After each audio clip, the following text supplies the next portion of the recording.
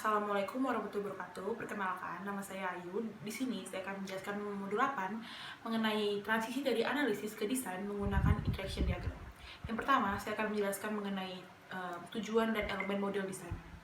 Di sini, model desain itu dibuat dari model persyaratan, dan model desain juga digabungkan dengan model arsitektur untuk menghasilkan model solusi. Yang kedua yaitu interaction diagram.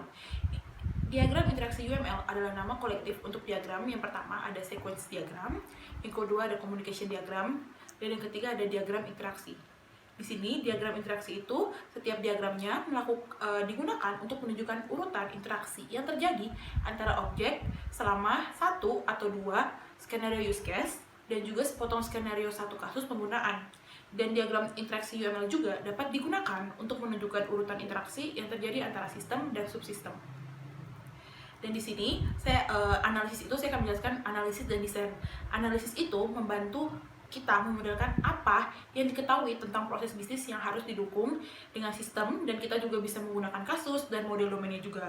Sedangkan desain itu membantu kita memodelkan bagaimana sistem akan mendukung proses bisnis. Nah, model desain itu terdiri dari boundary component, service component, sama entity component. Dan juga di sini saya akan menjelaskan mengenai boundary component.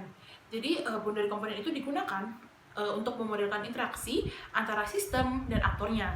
Contohnya seperti booking agent, room request, dan reservation.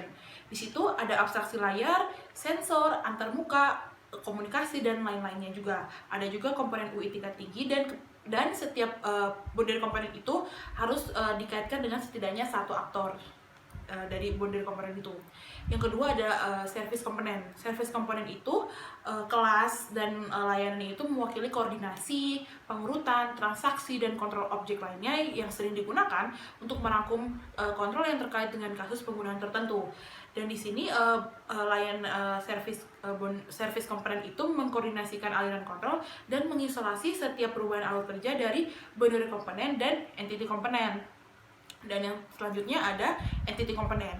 Entity component itu digunakan untuk memodelkan informasi yang berumur panjang.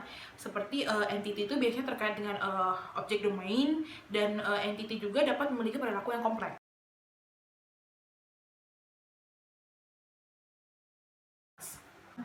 Kemudian kalau membuat communication diagram, kita memilih kasus yang sesuai. Nah, membuat communication diagram itu, kita yang pertama menempatkan aktor dalam communication diagram.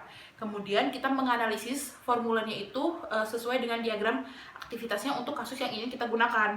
Untuk setiap tindakan dalam kasus itu, kita mengidentifikasi boundary komponennya, service komponennya, dan entity komponennya juga. Kemudian setelah kita mengidentifikasi semua itu, kita menemukan metode baru, boundary-nya, service-nya, dan entity-nya juga. Kemudian langkah yang pertama menempatkan aktor di diagram. Kemudian misalkan contohnya itu aktornya itu booking agent. Kemudian kita mengidentifikasi boundary komponennya itu. Misalkan di situ boundary komponennya itu reservation. Dan kemudian kita mengidentifikasi service komponennya. Service komponennya itu reservation service.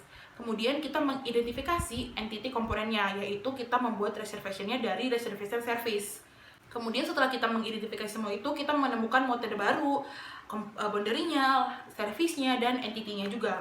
Kemudian langkah yang pertama menempatkan aktor di diagram. Kemudian misalkan contohnya itu aktornya itu booking agent. Kemudian kita mengidentifikasi boundary komponennya itu. Misalkan di situ boundary komponennya itu reservation. Dan kemudian kita mengidentifikasi service komponennya. Service komponennya itu reservation service. Kemudian kita mengidentifikasi entity komponennya, yaitu kita membuat reservation-nya dari reservation service.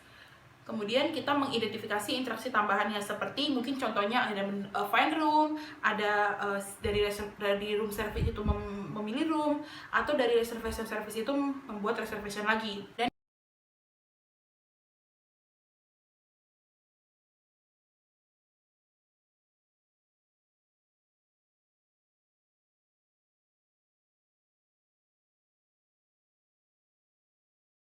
yang selanjutnya adalah sequence diagram. Sequence diagram itu memberikan perspektif berbeda tentang interaksi antar objek, dan juga dapat digunakan sebagai pengganti dari communication diagram.